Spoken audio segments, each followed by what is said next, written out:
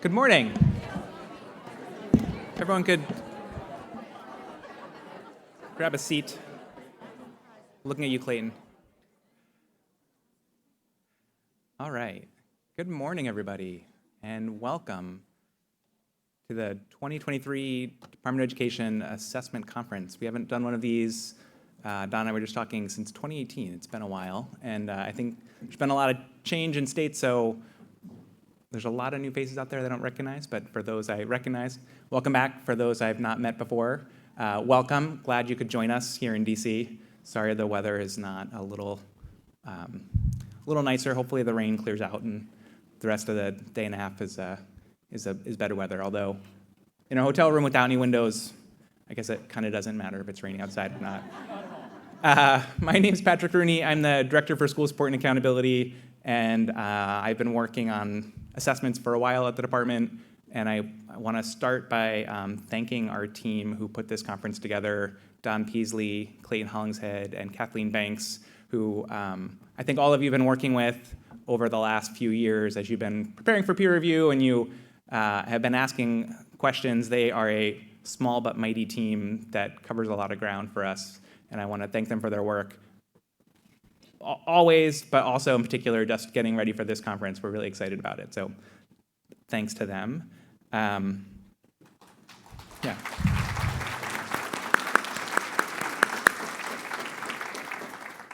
All right, I am going to do a very quick intro and then I'm going to turn over to our Acting Assistant Secretary, Adam Schott. But before I do that, I do want to highlight that there's 3 themes that we have for this conference.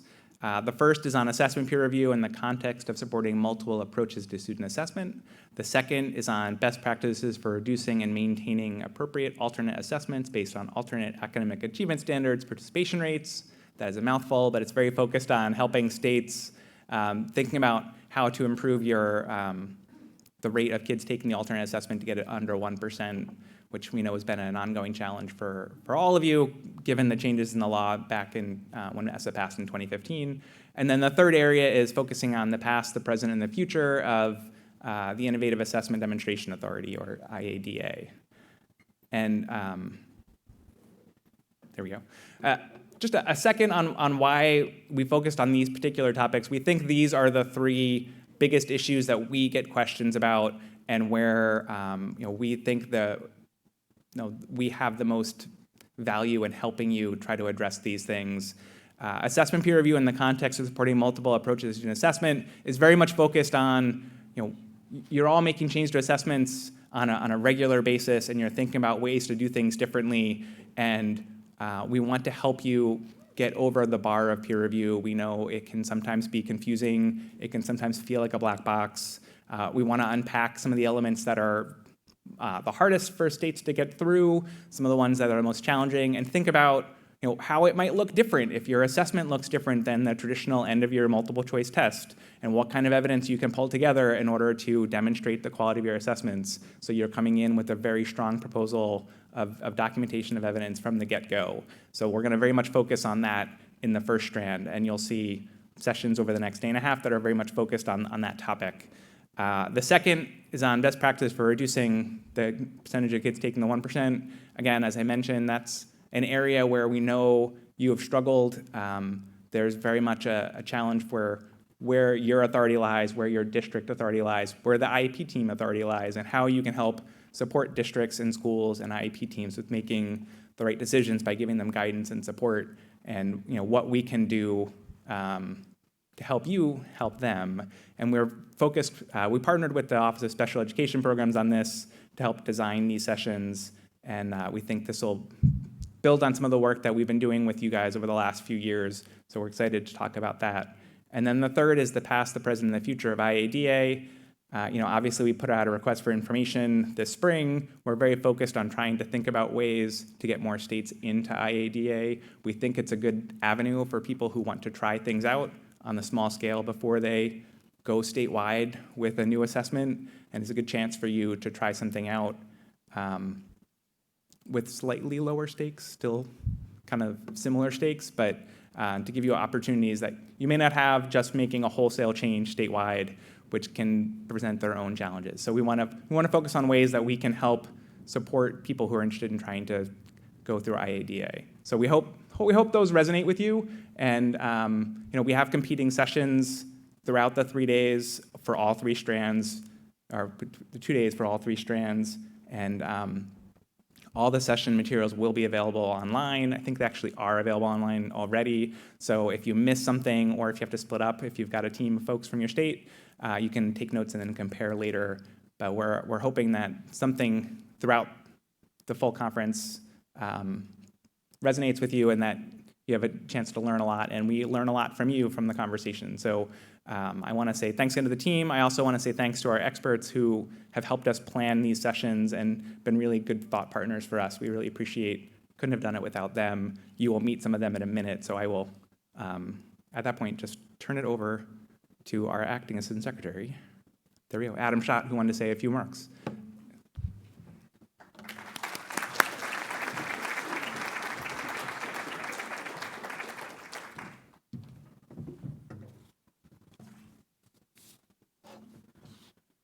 Good morning.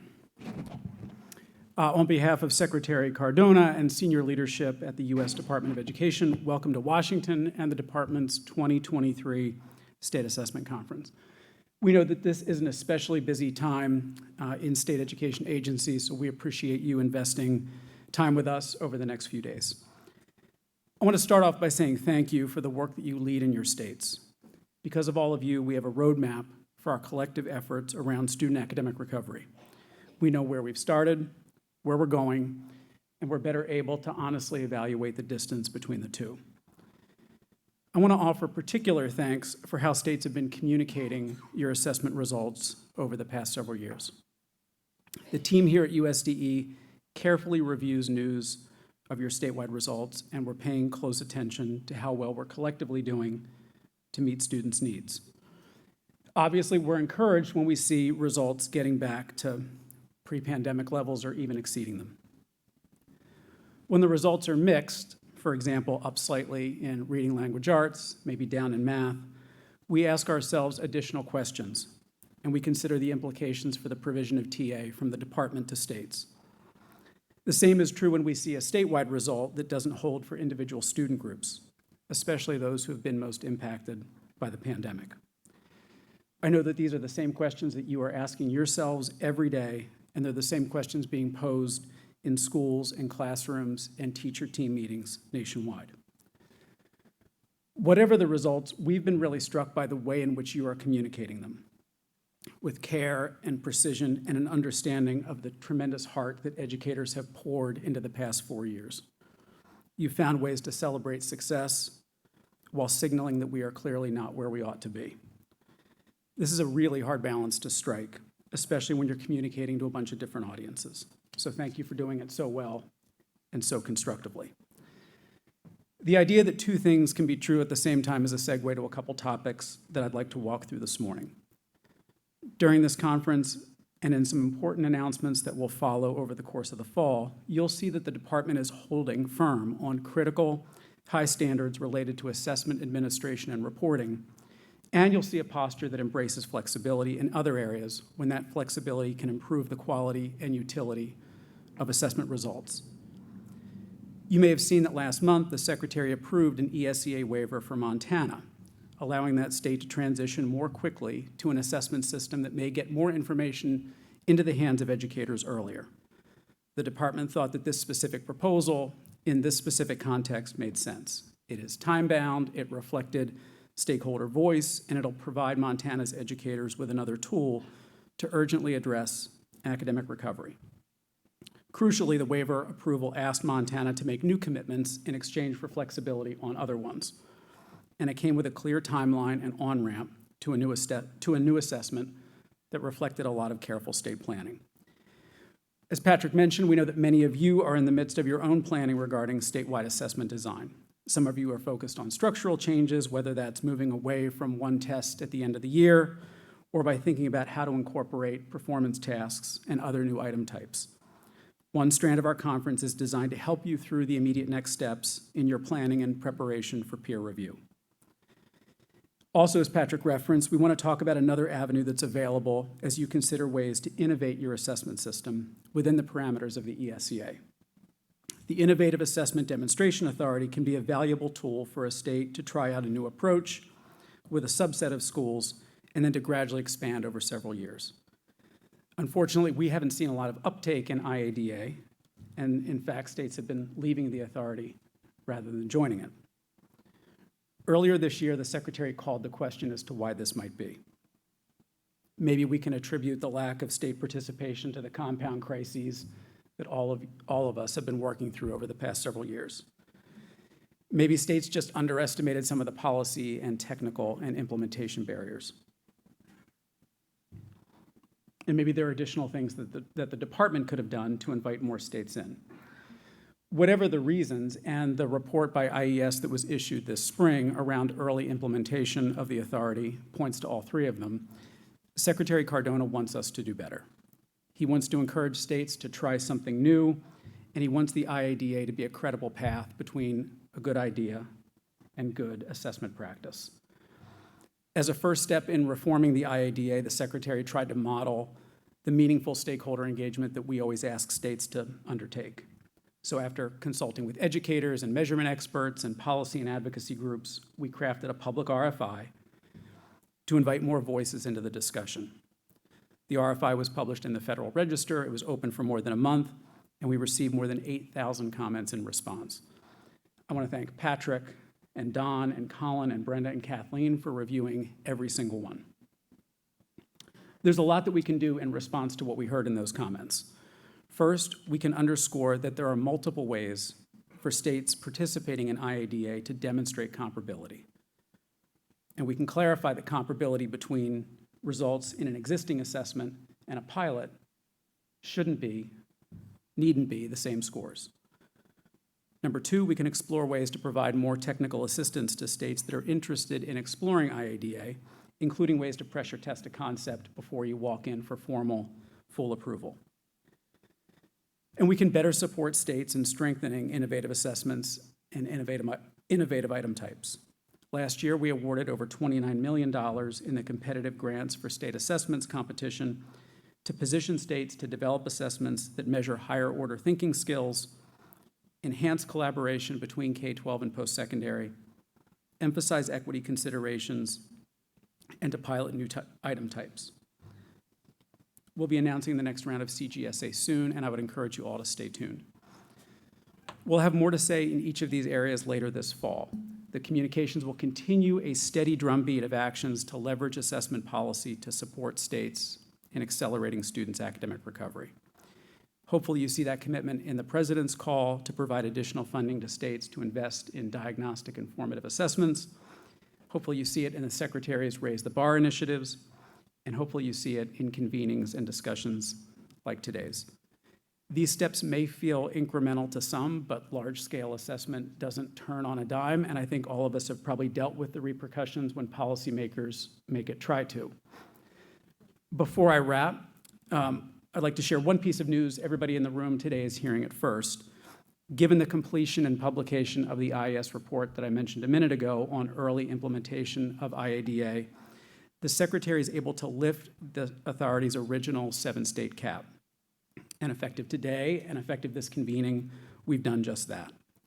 We hope that that action signals that we are open to hearing from as many states as there are good ideas, and that we'll do our best to organize technical assistance and other support to meet that increased interest. Thanks again for making time to be with us today and tomorrow. I'll echo Patrick's apologies for the weather. I feel like every conference in Washington begins with an apology about the weather. And just, again, want to compliment this tremendous team. When I started at USDE, I asked to meet Patrick Rooney, and I asked to meet Adam Honeysett because I was incredulous that any single human could produce so much paper and so much good work. But as a field, we're really lucky to have people like this working in public service to support states and try to meet them where they are. So it's a pleasure to call them colleagues. Thank you again, and with that, I would like to turn things over to Clayton Hollingshead.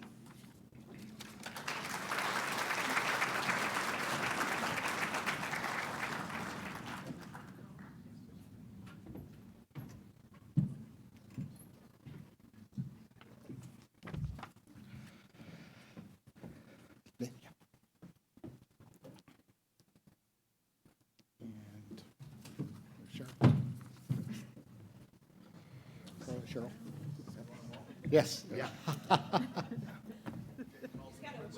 We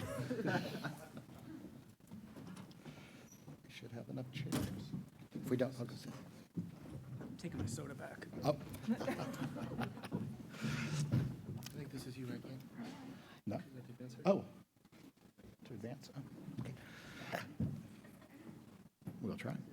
Good morning. Glad to be here. This is really exciting. I've had a chance to preview all the material, and I'm very excited to see the coming sessions. This is going to be great.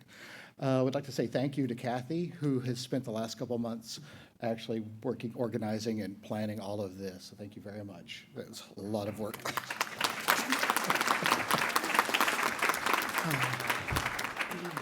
As Patrick mentioned, our last assessment conference was in 2018. 5 years ago, we were rolling out changes for the new requirements for the new English language proficiency assessments. And now we're here 5 years later with three important topics that Patrick so well previewed, explaining the importance of. Very excited to be here for that. Focus Area 1, we have the assessments. Focus 2 is going to be on the 1% participation, and Focus Area 3, the past, present, and future of the IADA.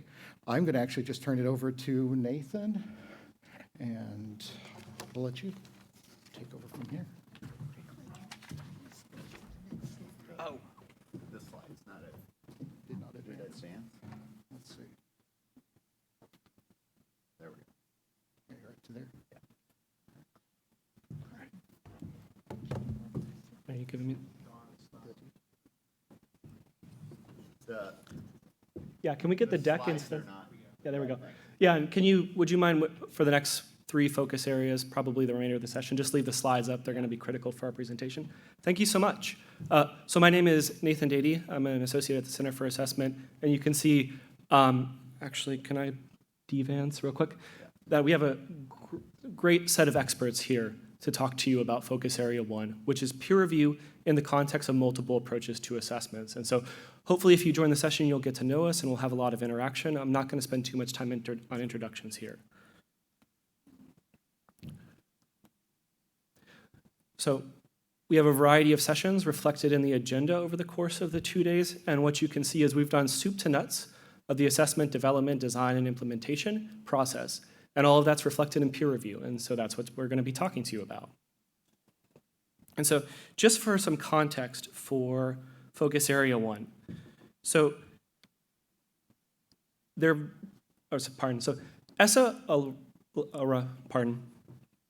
permitted a wide variety of approaches to assessment. And some of those are explicitly encouraged through flexibility. And a lot of these approaches were also permissible under NCLB. However, you may have noticed with the passage of ESSA, states weren't rushing to adopt these multiple approaches. However, that's changed a little bit.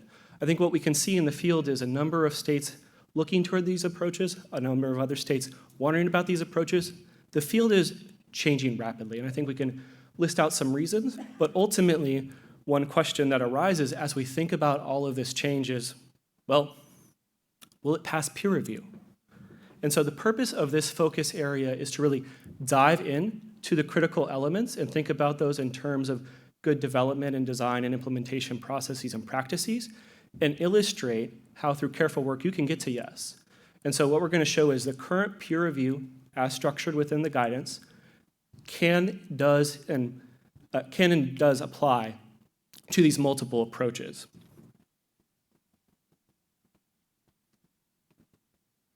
And so what you can see is we have 7 sessions, each of which tackles a fairly big chunk of the peer review process. Each of one of those is associated with a critical element, and so we have the focal critical elements listed along the side there, and we'll note that there's a lot of overlap. Test design and implementation is a messy process.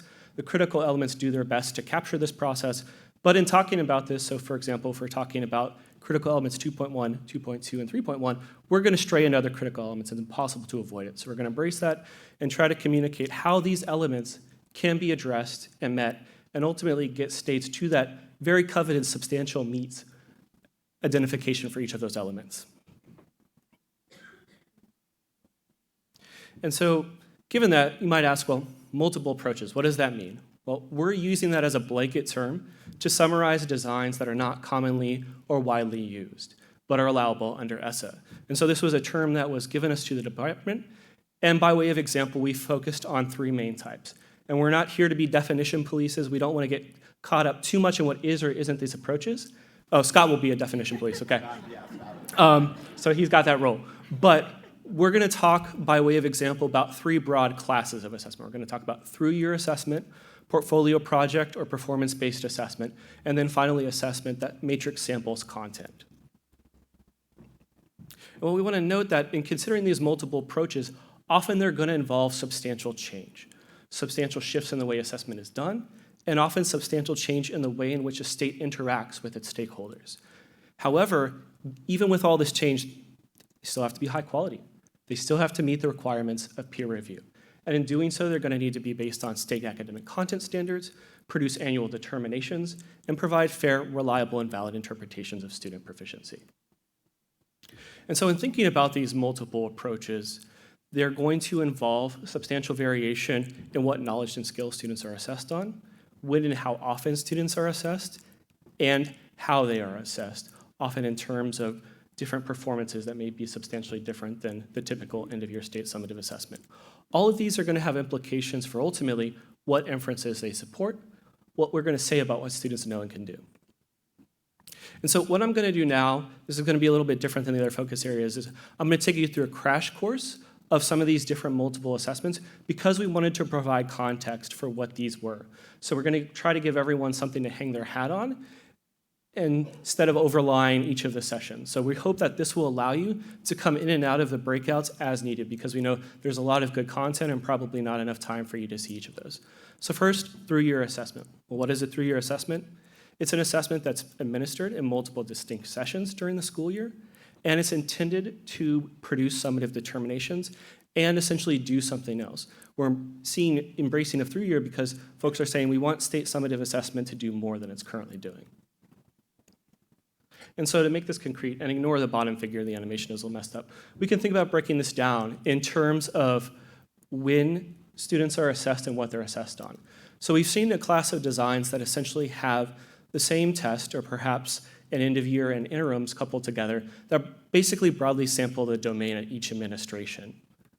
We are also seeing models that are a little more modular. So for example, a design where multiple assessments are administered, each of which covering a small but larger set of the content standards, so perhaps 4 to 5 standards grouped into a testlet. We're also seeing designs where assessments cover a single standard, right? So these designs perhaps are more flexibly administered. And what we're going to do as we move through is talk about examples for some of these.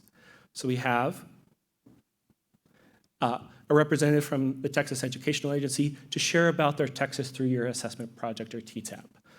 We do not have an example of the middle one, but we do have an example of the third. We'll draw on the dynamic learning maps and structurally embedded assessments to provide context. So we're hoping by way of example, we can show how these different models either have or will play out in terms of peer review to ground it, because it's very easy, you read the peer review index, sometimes it's difficult to see what it practically means. And so by way of illustration, we're going to try to ground that into the realities of current and emerging assessment programs. Moving on, we have portfolio and project-based assessment, right? So this is a case in which students are applying their knowledge and skills and abilities to authentic problems and critically required to produce something. The scope of this production can vary. It could be a report project, it could be an expansive written document, or something much shorter. They're scored against specific criteria and take place over varying time periods. And I was searching for a way to kind of unite these models under a common graphic, so you'll have to let me know how I did afterwards. But here's one idea, right, that we actually see and we'll talk about, is performance assessment taking place at the end of the year paired with a short and summative assessment that looks quite similar to what we've had before. Alternatively, we might have larger performance tasks administered flexibly throughout the year, or a portfolio assessment where evidence is collected throughout the year in a culminating performance task. We do have one example we're going to draw on for that very first example, where you have performance assessments at the end of the year, coupled with a shorter, typical standardized assessment. And that's an example drawn from New York in terms of their performance-based components of science. And then finally, content sampling, matrix sampling. This is when students receive a subset of the item content and essentially a subset of the standards within typically the same administration window. So the idea is we're going to use a statistical method to sample content or items, give those to students, and in doing so reduce the burden on what students are administered. So we're shortening the test. This reduces testing time and also critically information at the student level while still maintaining information at the school level. So here's a very tried example where we might have a few domains. I'm going to just do two. So for example, we can see that we're sampling within each of these two domains. Student 1 gets standard 1, student 2, standard 2, 3, et cetera. And so what we can see is with careful sampling, we're going to represent the domains while not fully capturing the totality of the standards for any one student. And so what does that bring us to? That brings us to, I think, a couple needs as we think about peer review. So there's a robust body of evidence around practices that meet peer review. For these new approaches, that's not quite clear. And so I think that's why we're here today to have conversation about that. And to date, only one of these programs has been reviewed under peer review, but that's about to change. States that are using these programs, some of them administered operationally for the first time in 22, 23. This is happening very soon, right, with more on the horizon. There's also a need to understand boundaries. Where does the authority of peer review begin and end? Where is the state's mission begin and end? And how is that negotiated in peer review? Because critically, a lot of these approaches are expanding the state summative assessment program, and in doing so, expanding what the state is doing. It's layering on additional purposes and uses onto the state assessment. So I think it's very important that we consider comprehensively what the state assessment program is doing, but also what falls under peer review and what does not. And so just to note, and I think this will be a theme we'll address, is that peer review is concerned with the assessments that produce annual summative determinations. And so to conclude, what do we need? What need are we going to ultimately address through this focus area is a need to get to yes. We're going to try to explain and interpret peer review critical elements in terms of these novel or multiple approaches, provide context on how to explain those multiple approaches to peers, educate and support peers as they go through the peer review process, and also talk about what type of evidence support these approaches. And so with that, am I handing it over to you, Don? Yeah.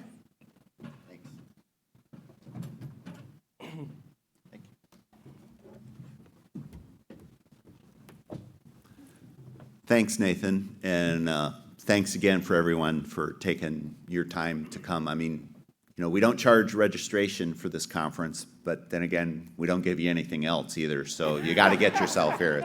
I'm always impressed when a lot of people show up, so, yeah.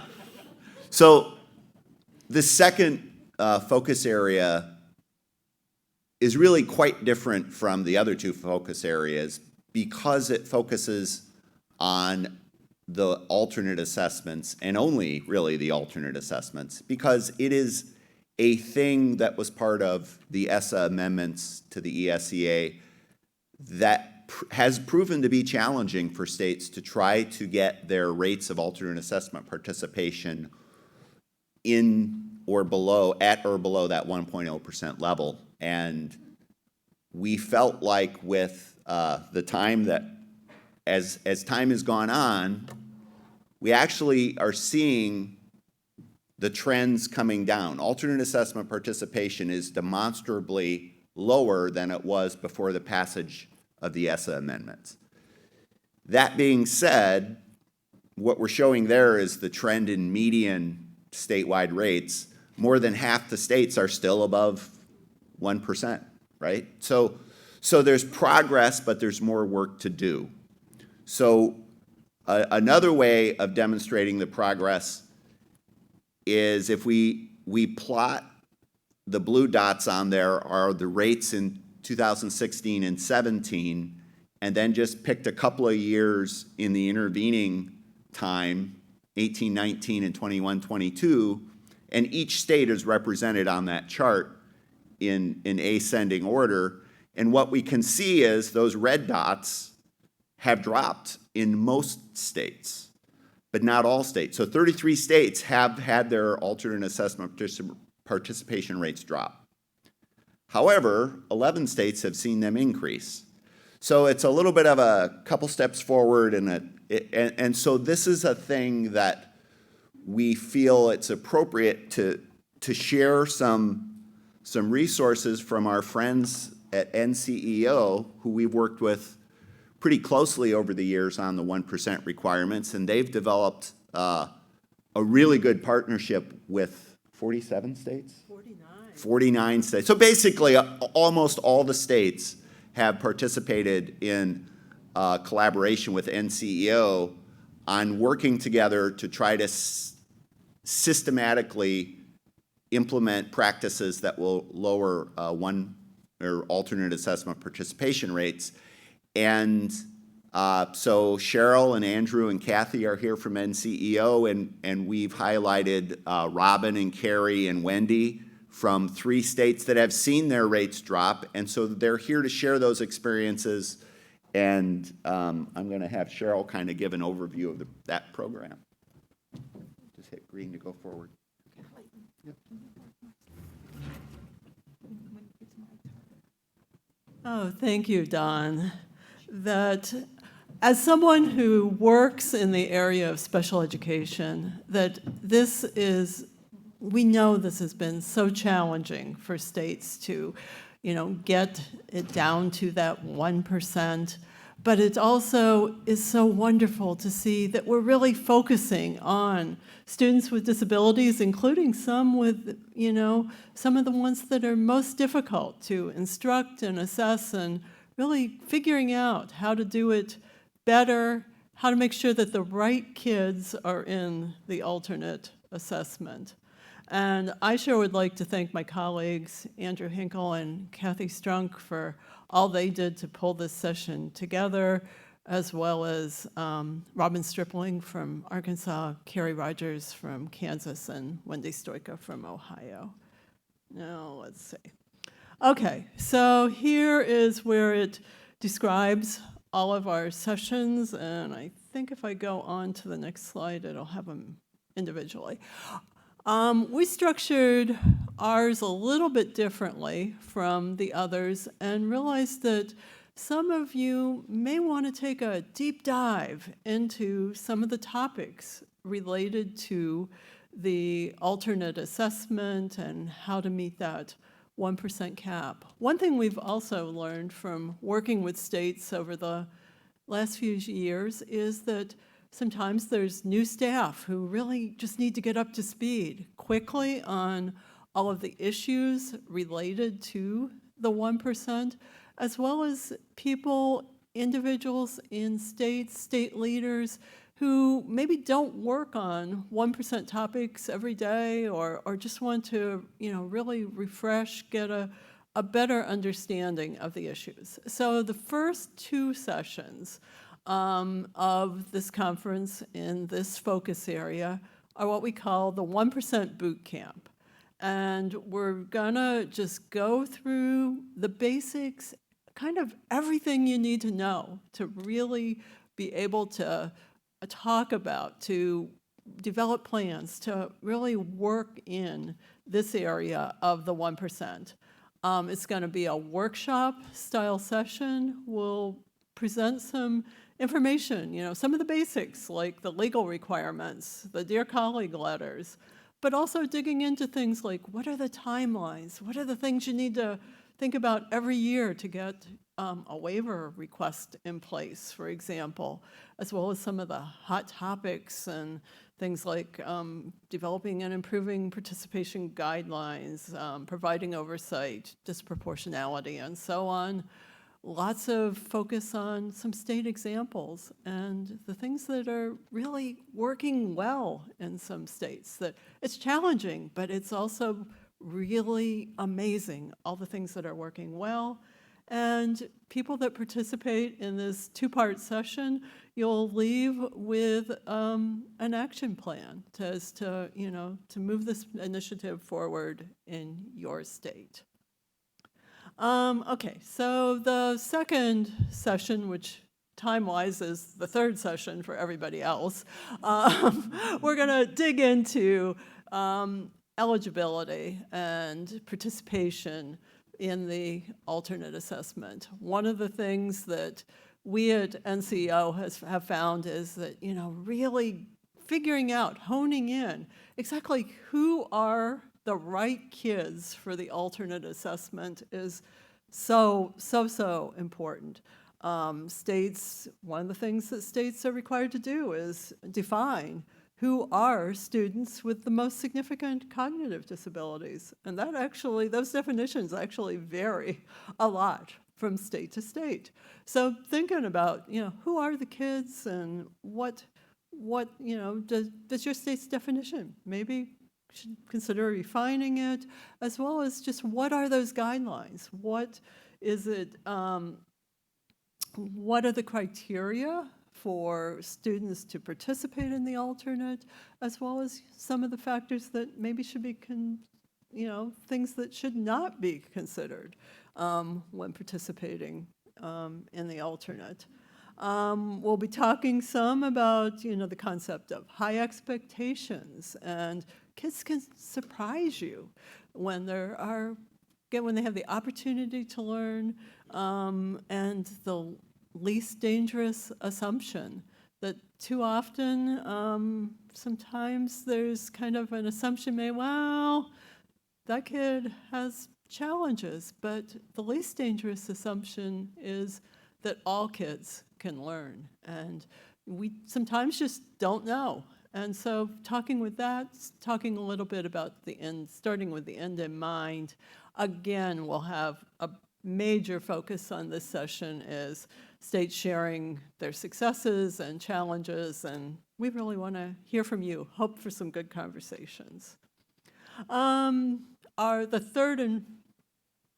This is the fourth and fifth session, but really the third and fourth, I don't know. You just have to look at the agenda and hopefully show up in our strand. The next one is another two-part session for people that really want to dig into this more deeply.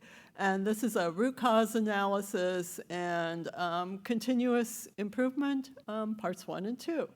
That we're going to start with kind of talking about how to do a root cause analysis to meet the 1% cap, and we'll be using a continuous improvement approach that, looking at what you've done in the past, what might be some of the causes, and how your state can continually move forward and do things a little better.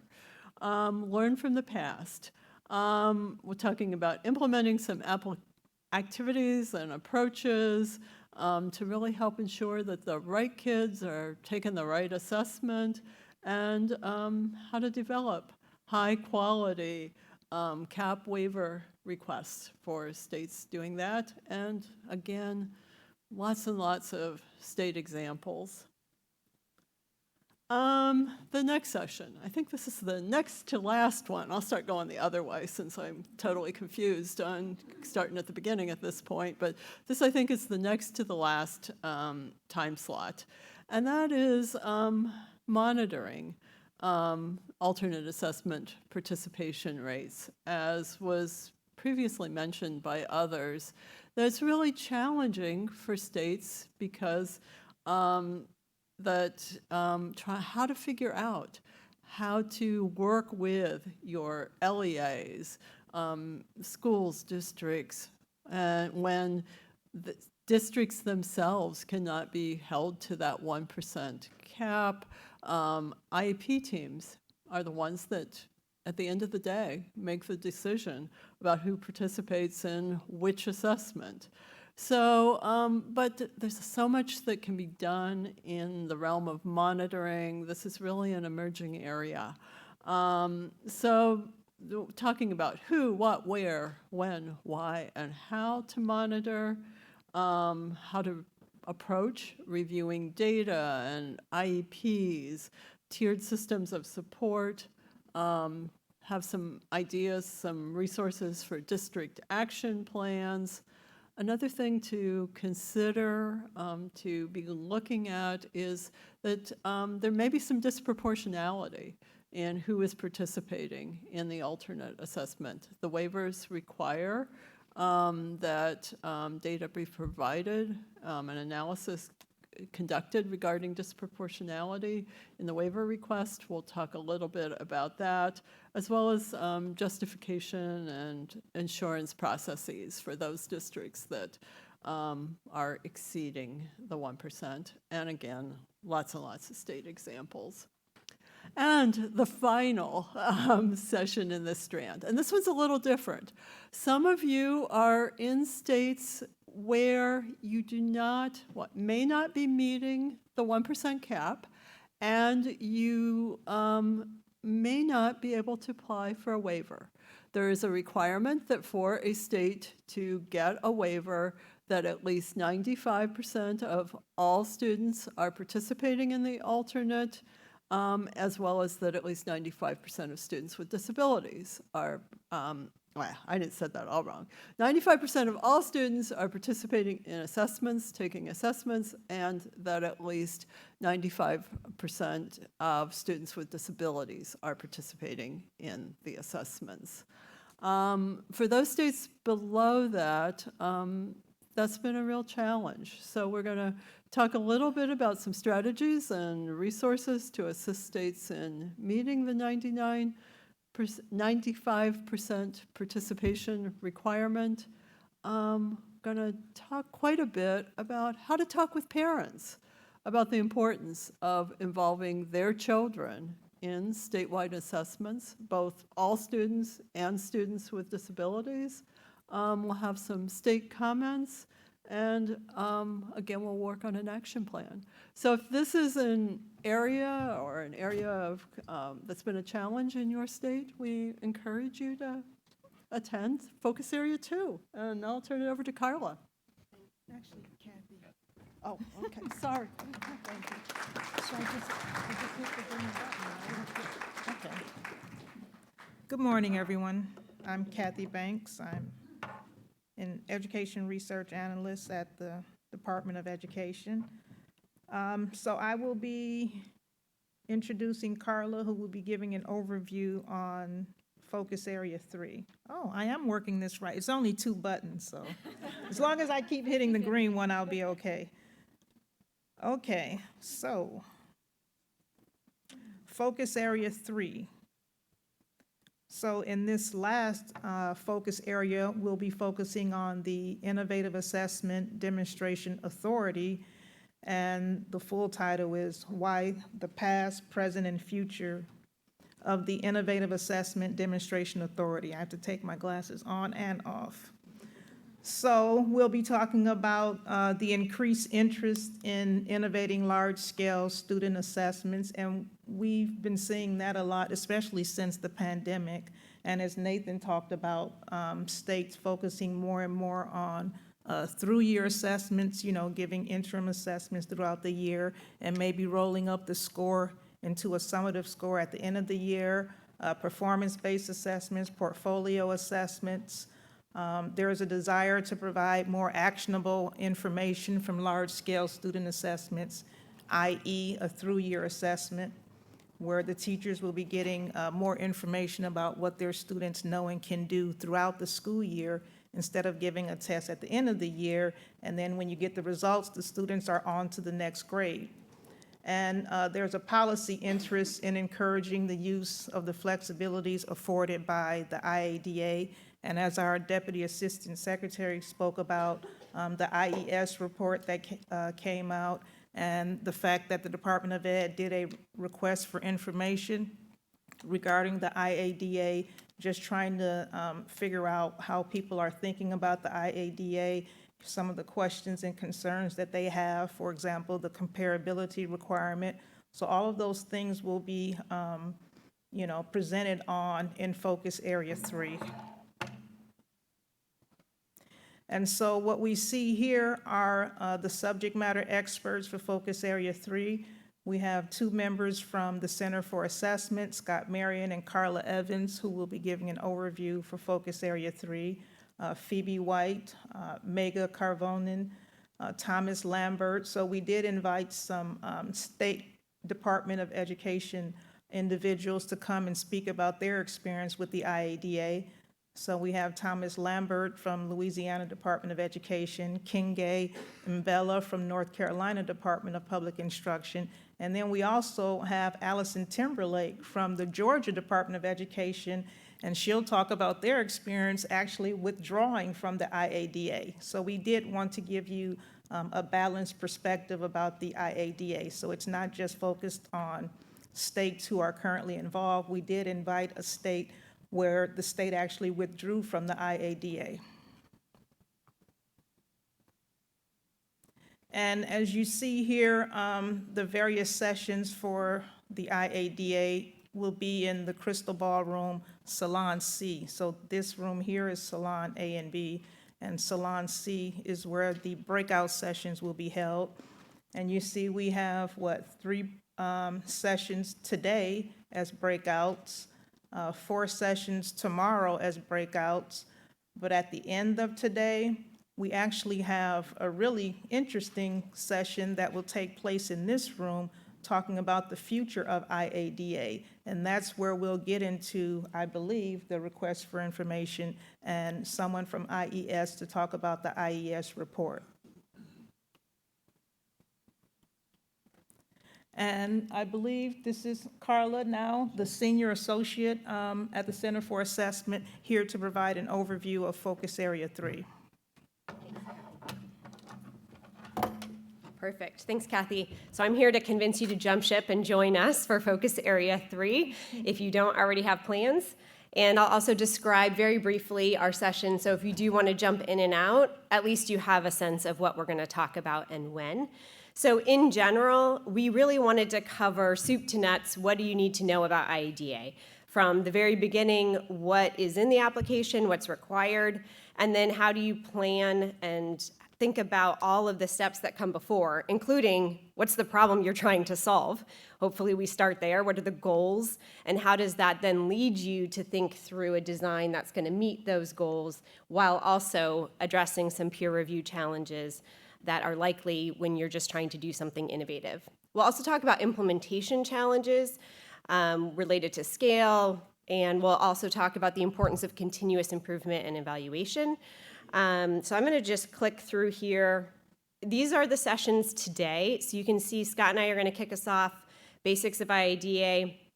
We're also pretty flexible, so if you come to any of these sessions and you have questions, maybe you weren't able to attend a session, we're happy to jump around as well. I think you know at least Scott well enough. Maybe you don't know me, but we're pretty happy to try to meet your needs and really answer your questions, and hopefully be able to provide some good advice related to whether or not IADA is the right path right now for your state, especially as the 7-state cap has been lifted, if that's been what's limiting you.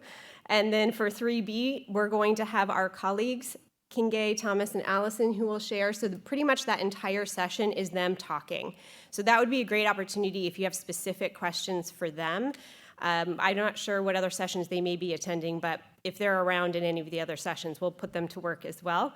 But for sure, they're going to be presenting on the 3 programs and the lessons learned, things that have gone really well, things they wish they knew in advance. And 3C, we'll talk about planning and implementation, including stakeholder feedback, which is something sometimes we give nod to, but we really want to talk about authentic engagement and the ways in which that can move forward and push forward the scaling and the just the belief in the work, because it really does take a lot to do something different in a state. And if you don't start with stakeholder engagement and really getting people on board there, it's like a Herculean task to then try to get to anywhere where you're going to have lots of LEAs interested. Tomorrow we have these 4 sessions, but really 2 of them repeat.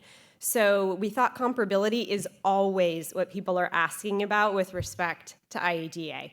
And so we're going to talk about the 4 methods discussed in the regulations. We're also going to talk about the alternative methods and, the gamut of what you could think about. And what does comparability actually mean? What is comparable enough? We have no answers to those questions, but we will share some of our insights about lessons learned in some of the work that Scott and I have done with many of these IADA states. and the ways in which they are trying to provide reasons and evidence to support comparability and different ways of thinking about comparability, depending on the design of the assessment system. And including all students in the IADA, our colleagues Cheryl and Megan will really be focused on that session, and then with Kingay, Thomas, and Allison.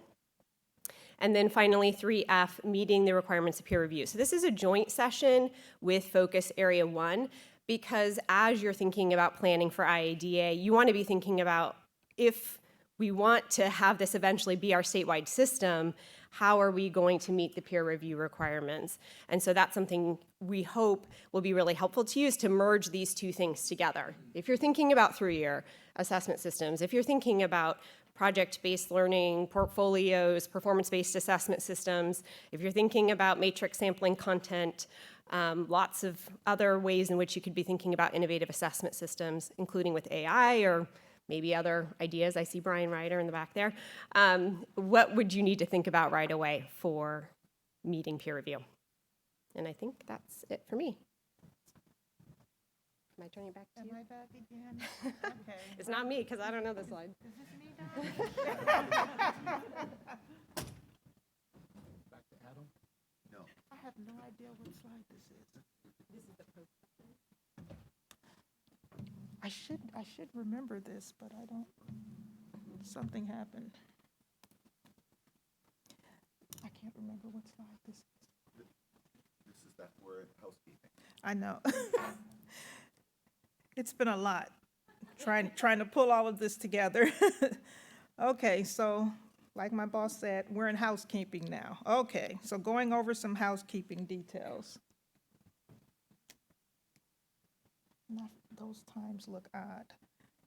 So what I wanted to talk about, that looks like it's going back to the front. So what I wanted to talk about was the fact that the conference materials are available on the conference website right now, but there are a few exceptions. This plenary session PowerPoint will be available tomorrow on the conference website.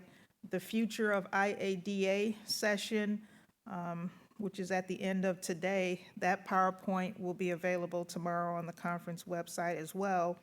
And also, Focus Area 1, that's talking about multiple approaches to assessment peer review. Their 1G breakout session PowerPoint called Preparing for Assessment Peer Review will be available tomorrow on the conference website by 1 p.m. And just a couple other notes. Ed department staff will be supporting each session. The conference will be in this room, Salon C next door, and across from the lobby in the south hallway. At the end of today and tomorrow, there will be a Q&A session with Ed staff and all of the subject matter expert presenters. If you have any questions, be aware that the Ed office is in the Van Buren room. The Synergy office, which is our vendor, is in the meeting planner office. We ask that you take breaks at your leisure during the breakout sessions. Just make sure that you don't do so while disturbing the presenters and the audience members. If you reserved a box lunch with Made Market, you can pick it up at the store, which is located in the hotel lobby. And near the end of the day tomorrow, you'll be emailed a survey from our vendor, Synergy, probably Charlotte or Gordana. And we just ask that you complete the survey and provide your honest opinion in terms of your experience during this conference, and just to complete the survey as soon as possible. Did you want to say anything, Don? No. And I did think of one thing. come on up, Don. That's the way you get out of doing work. Come on up. So the conference website's going to have PDFs of the slide decks. We also have our partners at Synergy have folks that are essentially taking notes and working to create proceedings for us. And so we will have a written proceedings from all the sessions, which will be summary notes, but they're pretty detailed. It will take us a month to get that done, just saying. But they will be available after that point, and that'll be on this website. And I had forgotten to mention that. So just, if you can't get to all of the sessions, right? I don't think anyone can unless you, well, I don't think anyone can. But there will be some, an artifact. We're not recording these sessions. We didn't have budget for it, so we're unable to provide streaming archive video. But at least we do have the proceedings. So I just wanted to, that was it. That was it. And I think that's good enough, yeah. now I think, so we did so well planning this time. We have a little bit of a lull before we start at 11. So get some coffee, relax, talk amongst yourselves, but be on time because we're locking the doors at 11, right? In this session. All right, thanks.